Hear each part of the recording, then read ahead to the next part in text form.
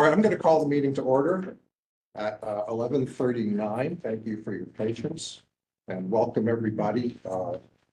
I'm David Monk, Chair of the Ethics Commission, and we will take a roll call first, and then we will proceed with the agenda. We have a couple of announcements at the top. So for the first time, I want to say, well, I'll hold it till after roll call. Commissioner Swinmurray? Here. Commissioner Adler? Here. Commissioner Lynch? Here. Commissioner Jim On? Here. Commissioner Marks? Here. Commissioner Rice? Here. And I am here. So for the first time since before COVID, we have all commissioners physically present, which is great. I'm very, very happy. And welcome back. Absolutely. As,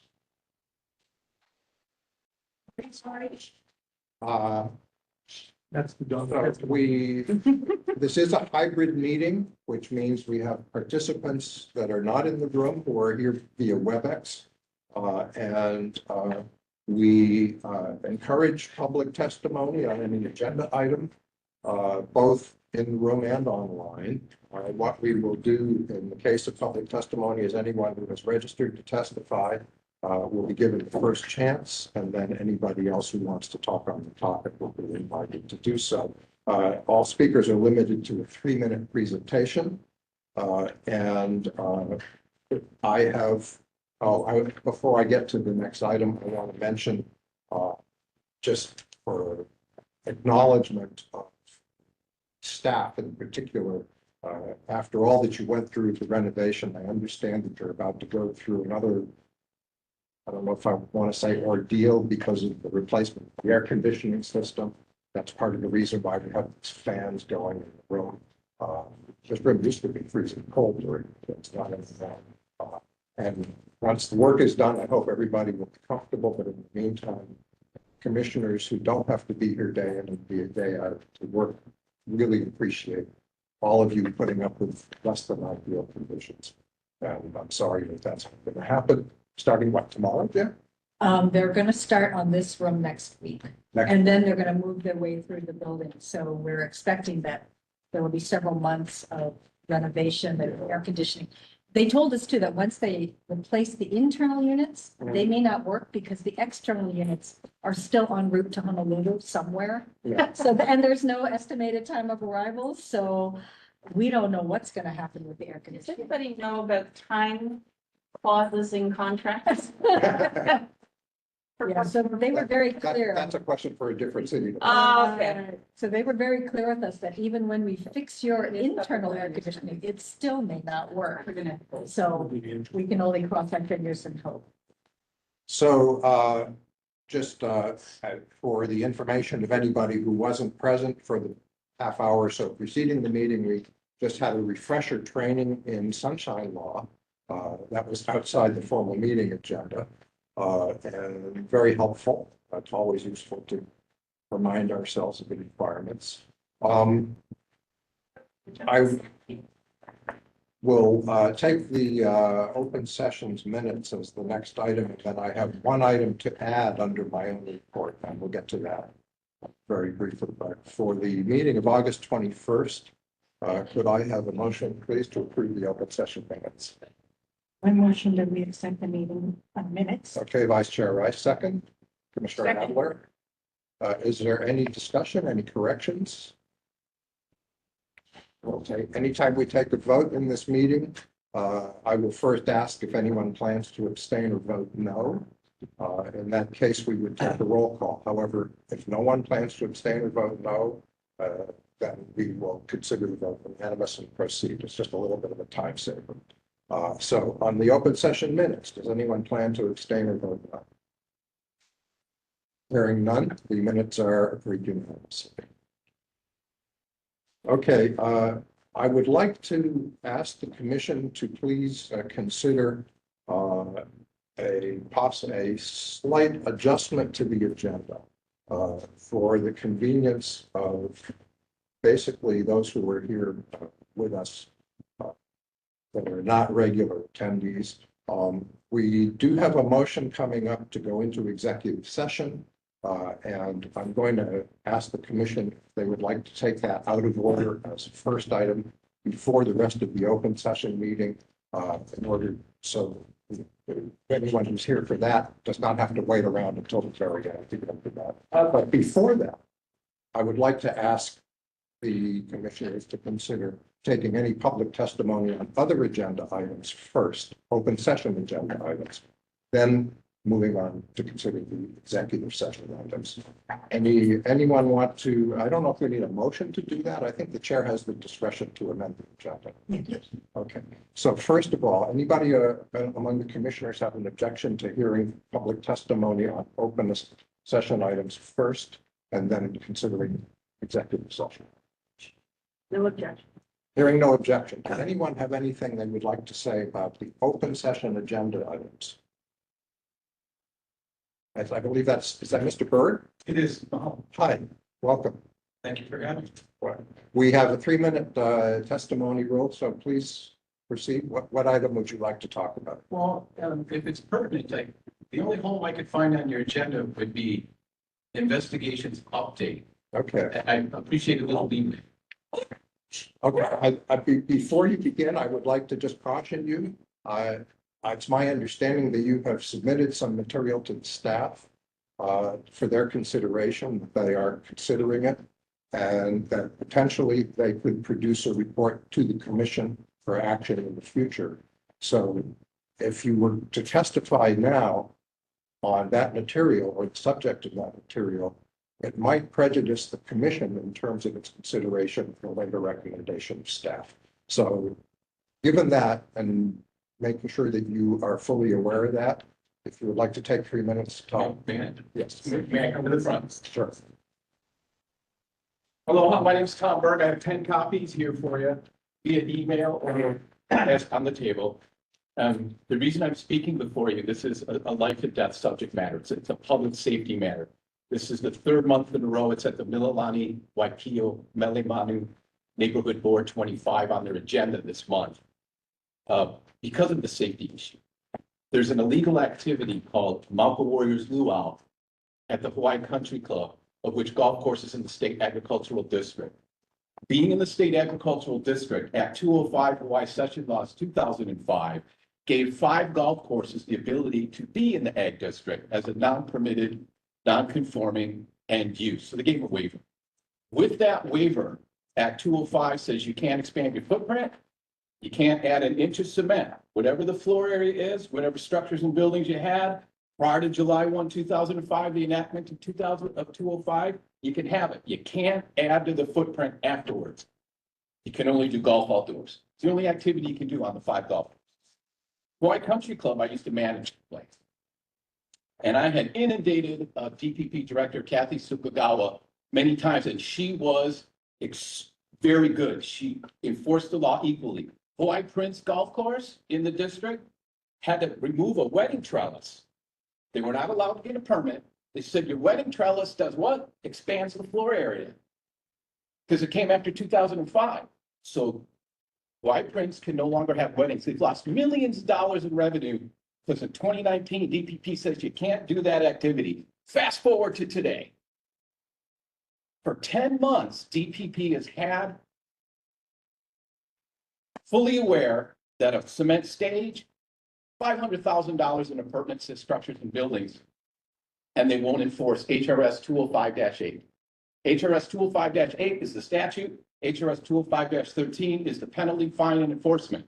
DPP has given unequal treatment, whereby Hawaii Prince, you got to do X, Y, Z. Mililani, you can't do this. Hawaii Country Club in the past, when Sokagawa was DPP director, she enforced the laws. Now today, here's my point. You have large tour buses on Kunia Road. Sorry, 1 minute left. Large tour buses on Kunia Road that don't belong there. So you have 800 people in attendance 5 nights a week to see a concert, outdoor concert. They're plugging in, amplification of musical instruments. It's a concert. Those tour buses, when I was a manager, I witnessed 2 accidents, near accidents rather. The horn, the screeching, and I said, this has got to stop. I'm the general manager. I don't want to be a party to the illegal activity. So I became a whistleblower. For the last 10 months, the Liquor Commission won't cease and desist the serving of alcohol because they don't have zoning clearance, and nobody in DPP will enforce the laws to turn off the power. So if you see in my testimony, you have what's called the electrical code, chapter 17, because they built $30,000 in an electrical appurtenance without a permit, they concealed it, they had damaged wires, and the law says you can't turn it on until it's been inspected. It's never been inspected. So DPP is coddling, condoning, and enabling the illegal activity, which the Mililani Neighborhood Board is going to hear on the 23rd rather. Something needs to be done. Sorry, that's 3 minutes. So I just hope you guys here in the ethics enforce equal enforcement. Mahalo. Okay. Save a life. Thank you. Really dangerous. Thank you. Thank you. If this comes up in a future agenda, we'll of course invite you back and let you know. But at this time, we are not going to discuss it because we're not in the agenda. Would it be rude of me to leave? No, it's perfectly fine. Mahalo, everyone, for hearing me out. Free to come in. Thank you so much. Appreciate it. Thank you. Thank you.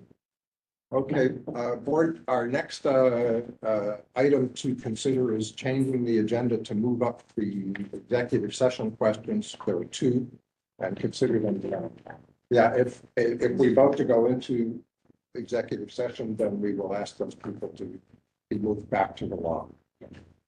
Any of the public who wishes to remain for the open session can do so. We don't know how long the executive session might take. And we haven't yet voted, so we don't know for sure, but I assume that we're likely to go into executive session now. Does anybody who's on the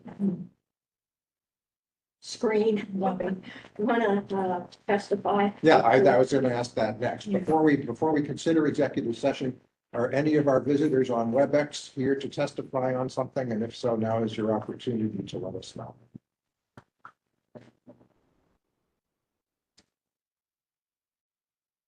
Okay, I see everyone is still muted.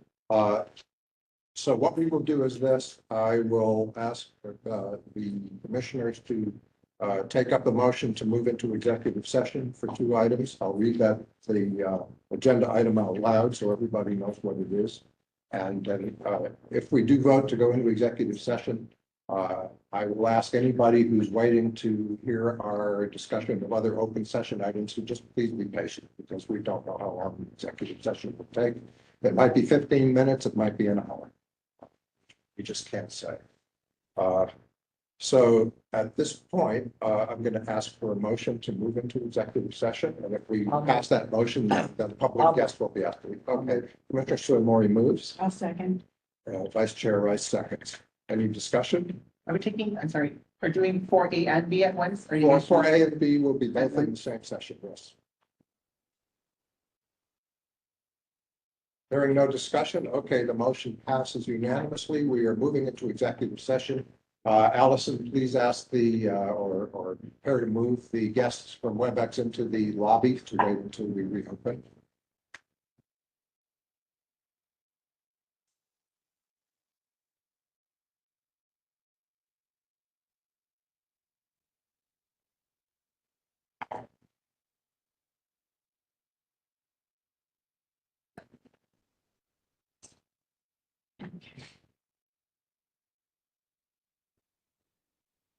Okay, can we please confirm that everybody who is not staff or commissioner is now outside the meeting?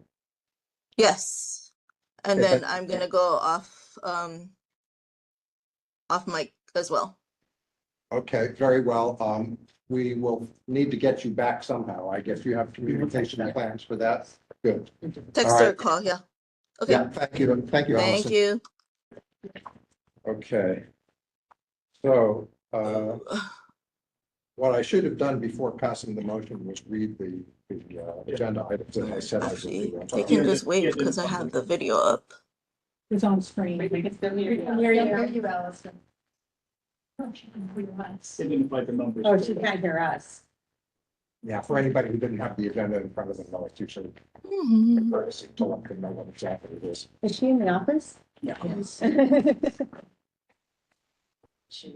Video.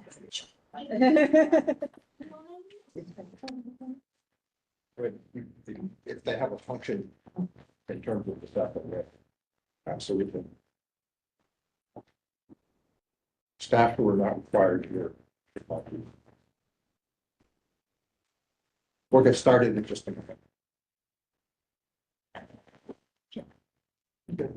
Is it more than $25?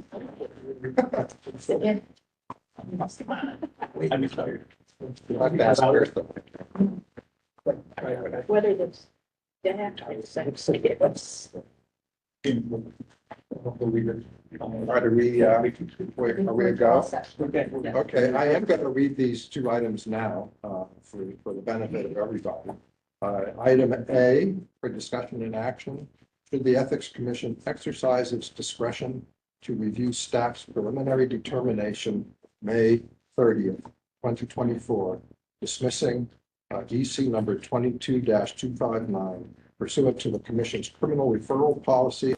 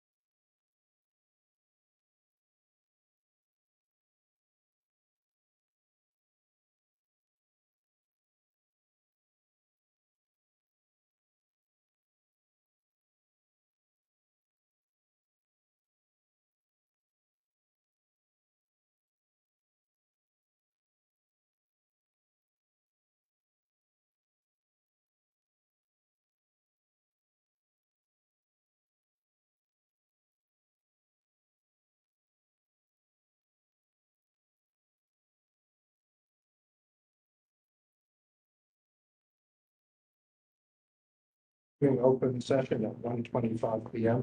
I thank everybody for their patience, especially Officer Torres and the public members who are online waiting for us. Thank you very much. In executive session, we discussed, I will read them out since I didn't do so before we went into executive session, the two matters for discussion and action. First was, should the Ethics Commission exercise its discretion to review staff's preliminary determination of the May 30th, 2024, dismissing EC number 22-259 pursuant to the Commission's criminal referral policy and lack of jurisdiction. And the second one, should the Ethics Commission exercise its discretion to review staff's preliminary determination of May 30th, 2024, dismissing EC number 23-232 for insufficient evidence of the violation of the standards of conduct by a city officer or an employee. We had 6 commissioners in executive session. Commissioner Jimon recused himself, and we voted unanimously to accept both appeals and to instruct the staff to well, let me read the resolution as we voted. This is the resolution for both executive session matters, subject to minor corrections for language and clarity. The Ethics Commission accepts the appeal and instructs staff to re-examine the filings and investigate further as needed to establish whether any violations exist under the Ethics Commission jurisdiction. The chair will advise other agencies involved that the Ethics Commission is conducting these investigations and expects to consider their product at a future meeting. So that's the outcome. Your appeals are accepted, and we will continue to have staff look further into that. All right, well, thank you all. Thank you very Thank much. you. Thank you. Thanks. You too. Stay safe out there. Yep. Okay, so resuming the open meeting agenda, it's time for the executive director and legal counsel's report. We may have to take another break at some point. This is running much longer than our Yes. average meetings. But for now, let's plow on through. Well, I'll try to keep it short. Many of the materials are in your material packet, so I can merely refer to those. For the work report summary, you can see your meeting materials. Recruitment for the assistant executive director and legal counsel. As you know, we have had a change in positions. Lori Wongminski is now the associate legal counsel. And we will be recruiting, starting in the late November and December for an assistant executive director. Can you speak up, please? I'm sorry. Do you want to switch with me? Letter. Yeah, you can switch with them too. No, it's all right. Think you'd be okay? Yes. The first time we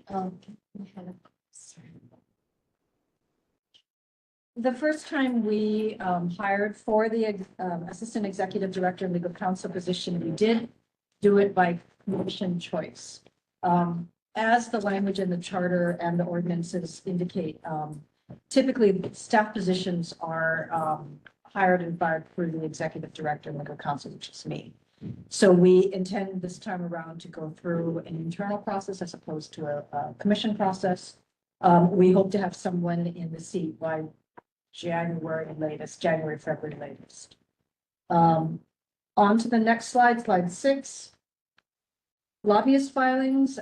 We are in the process of developing an online application for lobbyist filings, similar to the financial disclosure one that we did last year. We are currently testing annual report and leaving office forms. The registration forms have already been tested. We are targeting to go live in mid-November because lobbyist registration deadlines and annual report deadlines is in January on the 10th. So we're hoping to have it by mid-November, and then when everybody goes on to try and file their lobbyist filings in December, it will already be live. Moving on to slide 7. This merely reports the number of new requests for advice that have come in. And slide 8 indicates the active investigations and closed investigations as of these dates.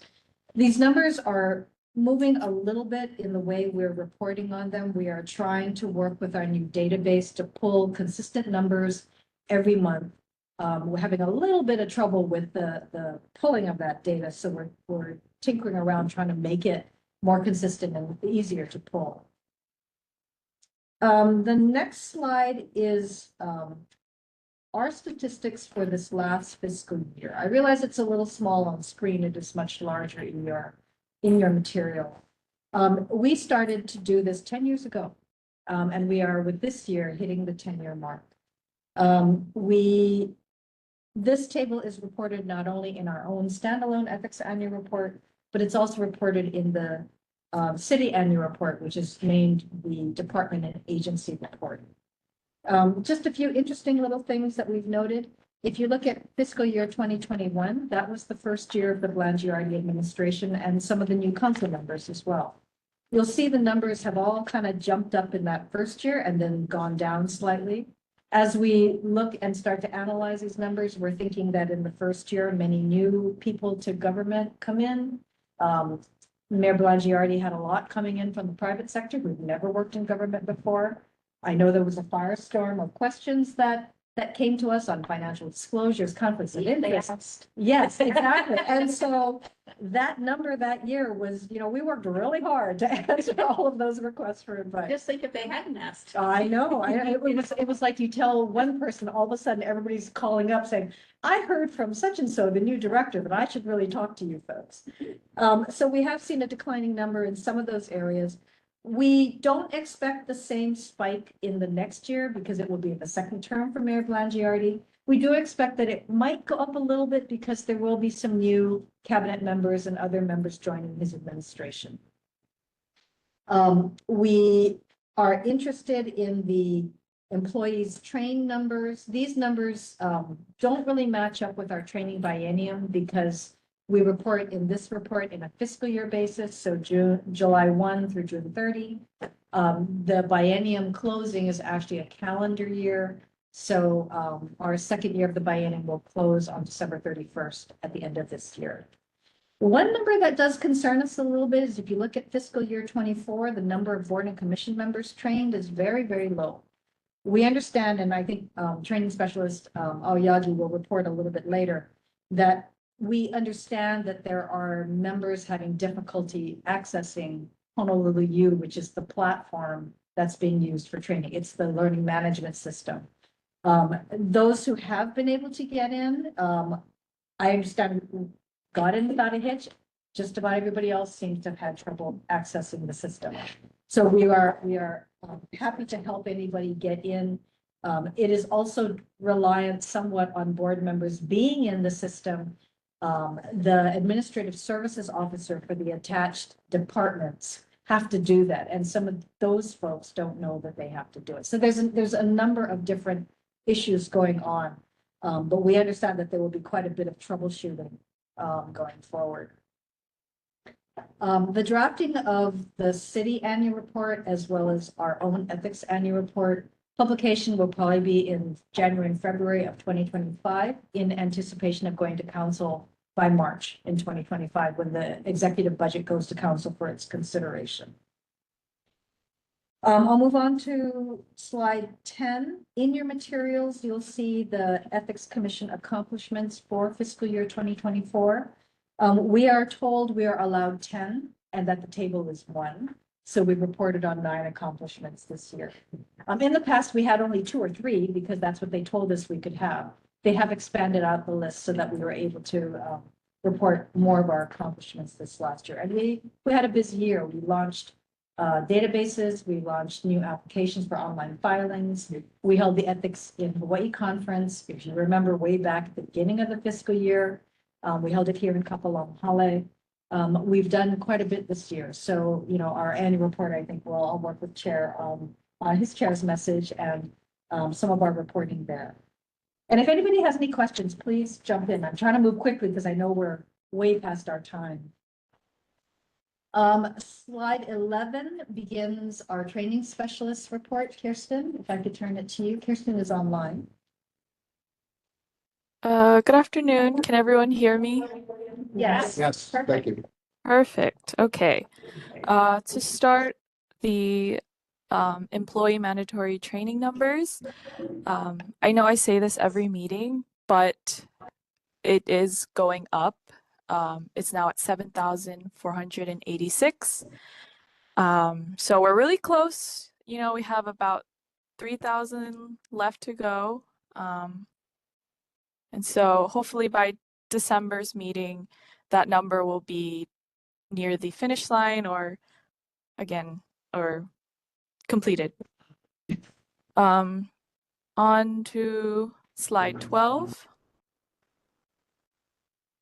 So for the board and commission members, it's not a significant increase as how it is for the cities or the employees. But it is slowly going up, so, you know, have to stay positive. Like Jan said, there are issues with accessing the training. So we are working on that. And there has been a bit of miscommunication between who handles what. So we're also trying to kind of clear the air for all the departments so that we can get everyone, all the board and commission members to complete their training. Would it be helpful, sorry, Kirsten, would it be helpful for me to send a letter to the chairs of the other boards and commissions, reminding them of the deadline and encouraging them to encourage their membership to complete their training? That might be a good idea. We can discuss later with Jan. I'd be happy to sign a letter. And, I think that'd be a good idea. Just to raise the level of attention, really.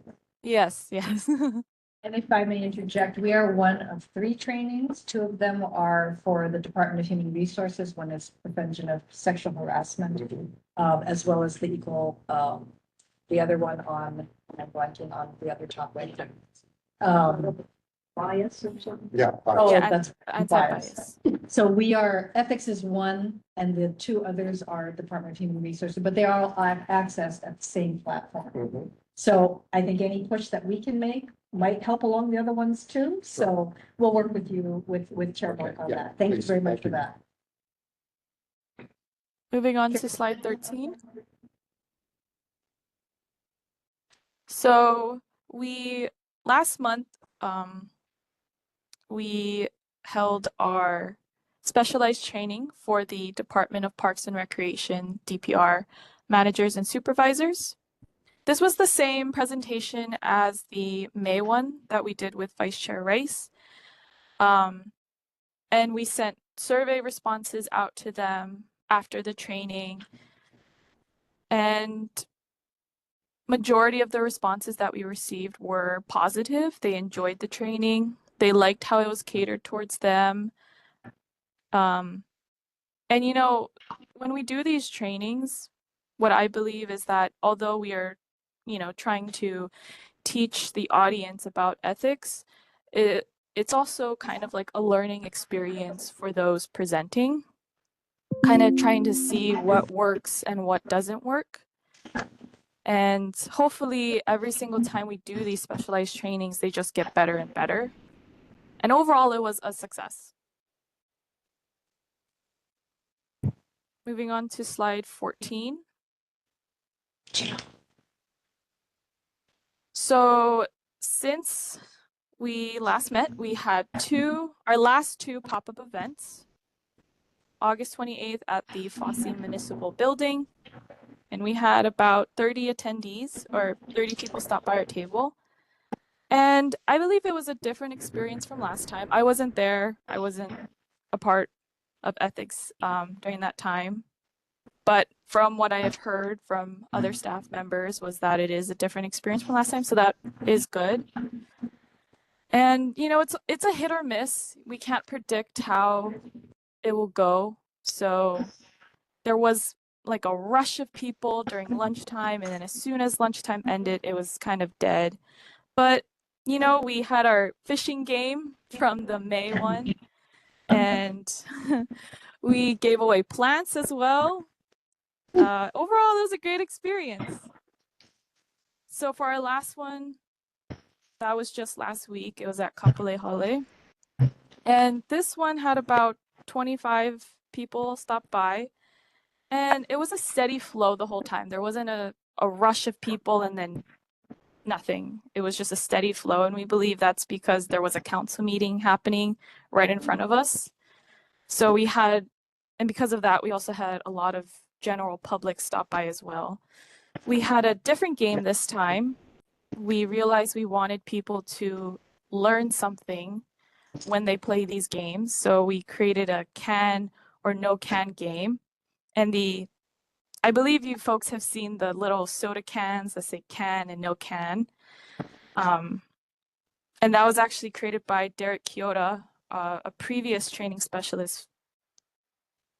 And we used that and we gave scenarios on whether these type of situations can or no can happen.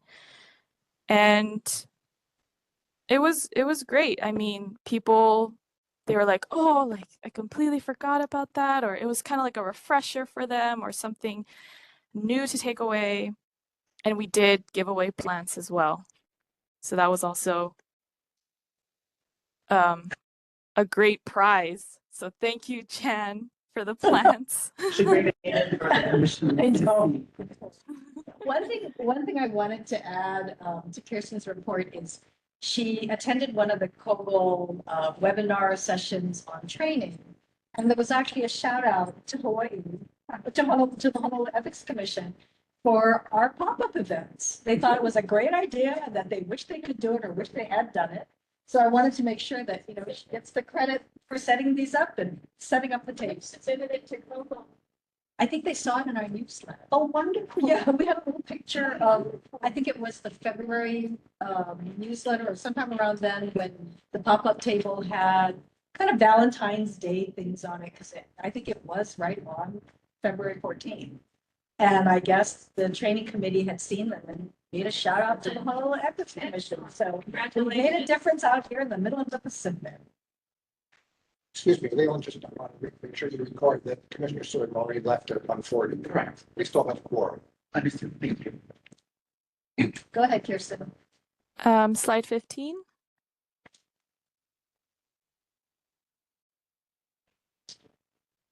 So we have released 2 newsletters as well. Actually, the second one is a BOPS, a back of pay stubs.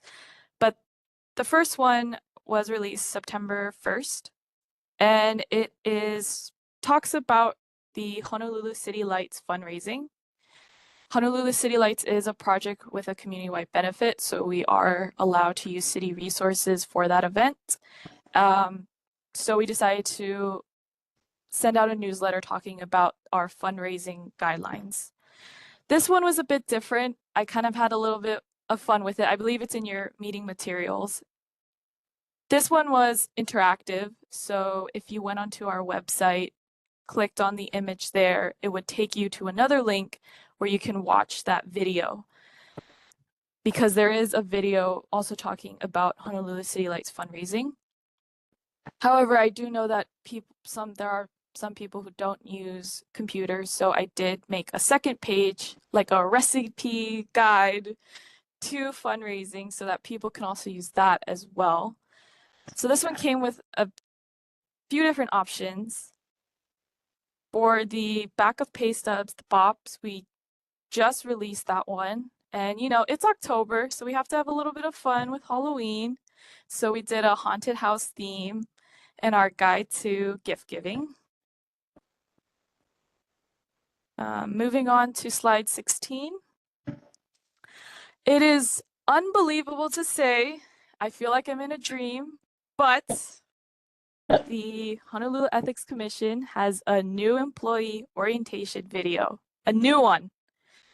It took about 6 months to make, and there was a lot of hands on it. Jan, Lori, Terry, Sam Moku from Department of Community Service, Customer Service, I believe. There was a lot of hands on this project, and it's unbelievable to say. For those of you who don't know, the NEO video, the previous one was, I believe, from the 90s in San Diego. So it's great to have something that is localized and modernized so that when new city employees join, they can watch a video that feels almost like home, well, feels like home, and they also get to learn our laws and not just the general ethics laws. So I'm just so thrilled that it's finally out. And with that all said, all of the projects and all of the material that we have released, we have received quite a few compliments from different departments. To name a few, we had some compliments about our NEO video, saying it was outstanding and great.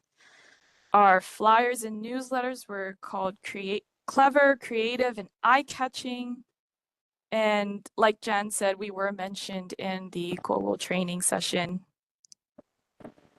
And you know, it's really great to hear these compliments. It feels like all of the work that we're doing for education and outreach is really paying off. And we are so glad that departments are letting us know that they enjoy what we've been producing. So it feels really nice. And that is all that I have to report. Thank you. Thank you, Kirsten. I did want to give a shout out to Kirsten. If any of you have watched the new NEO video, all of the pictures and the videography and all of the graphics, except for the avatars, which I believe Design and Print Shop. So thank you to the Customer Services Design and Print Shop for the avatars. Were all taken by Kirsten. She went around. We told her that one of your days, or you know, a beautiful day, go to a city facility, pick some, whether it's a botanical garden, the zoo, Blaisdell, a beach. Go to some facilities and capture what is Honolulu. And so all of those pictures in there were taken by Kirsten. So if you're wondering where some of that footage came from, she did it. Very nice. And a shout out again to Sam Moku for being our new voice of ethics for the city. He brings that right local charm to the whole production. So we really appreciate the fact that a lot of folks have been involved and helped us to create this new video for our new employees. So Give a brag sheet. Make a brag sheet of it. thank you. That's a good idea. We'll do that. Let's see, let's move on to slide 17. I don't know, I know Kirsten attended the training edition of the COLA Connects. I don't know if anybody else has attended any and would like to report. Kirsten, do you want to share anything from the training edition? So I did attend both trainings, the August 29th and the October 3rd. The August 29th one, their main subject was about timing, and not in the sense of how long you should have trainings, but also when you should have it, like what time works. Is it the morning time, afternoon, towards the end of business? Are people less busy at the beginning of the year, in the middle of the year, end of year? So it's all trying to figure out the logistics of when to do your training. What I liked and what I want to possibly implement is these surveys that they put out to kind of figure out what training day works for people. Is it during the morning time, afternoon, later towards the day? And it's kind of figuring out when they are less busy and when they can do these trainings. And they also talked about finding a way to reach your audience. If your audience usually use Instagram, then, you know, find a way to promote it on Instagram. If you get a call, like an RFA, and it's the same training, it's talking about a subject that you're going to have a training about, maybe have them join that training as well. So overall, it was great to learn those types of things. And for the October 3rd one, to put it simply, it's how to make training less boring. That's the perennial topic. So that's where we did get our shout out from. And it talked about interactive ways, whether that be quick little micro learning, short videos talking about one subject, having these types of fun interactive puzzles and games, basically trying to make learning or training less boring for those attending. And overall, all of these, I believe there's no more training editions for this year. And so all of the training editions for this year all had great information, and I highly recommend others to join it because, yes, it is amazing information. Okay, thank you.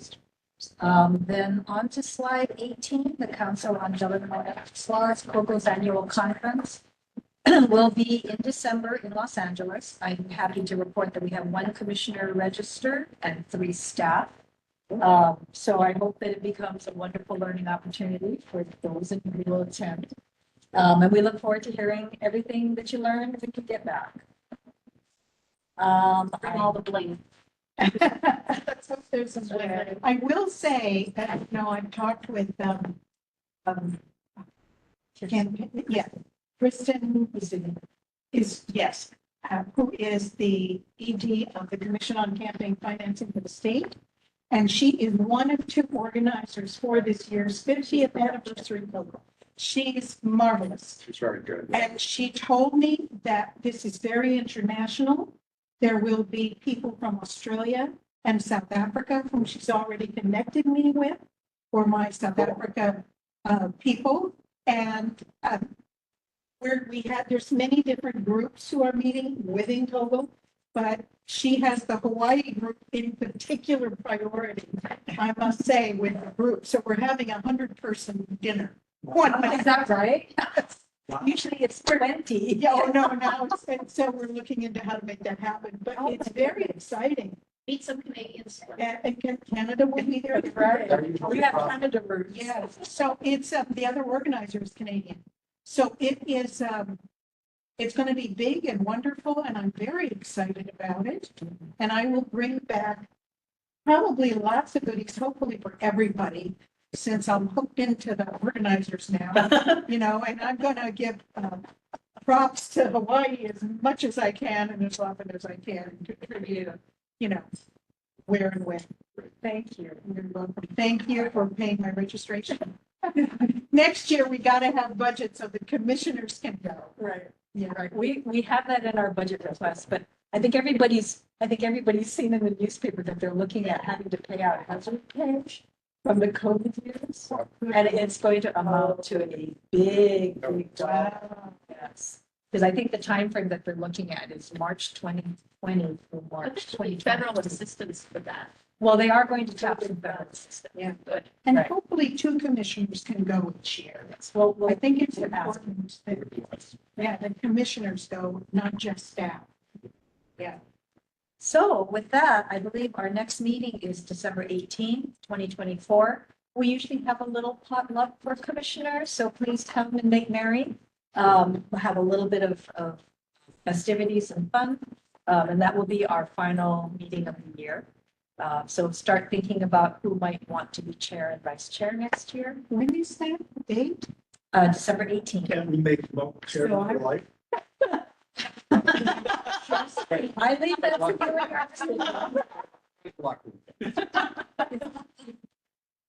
Hey, Mrs. Muhammad has comment or two about that. I tried that with me. I see, we don't have any update on the agenda for strategic planning, but is there any likelihood that we can revive that page on conflict of interest in the meeting? Yes, I think we're actually going to be taking up kind of a financial disclosure around conflicts of interest. Okay. And we do have to start, and I'm looking at Commissioner Adler here, we do have to start thinking about rolling over a little bit on our strategic plan. We are well past the initial level of years, but government moves a little slowly on budget. It took us a long time to get through that first objective. So it might be time for me to perhaps reach out to you. Thank you. Appreciate that. And I think with that, unless anyone has anything else. Okay, let me ask if there are, I see several members of the public in the WebEx screen. Is there anyone who would like an opportunity to testify on any of the agenda items before we close? In case you tried before we couldn't get in. Okay, seeing none, I'm going to ask for a motion to adjourn. So moved. Commissioner Montalvo, Commissioner Mark seconds. All in favor? I I hear no objections. Meeting is adjourned. Thank you very much. Thank you very much. Wow, that meeting.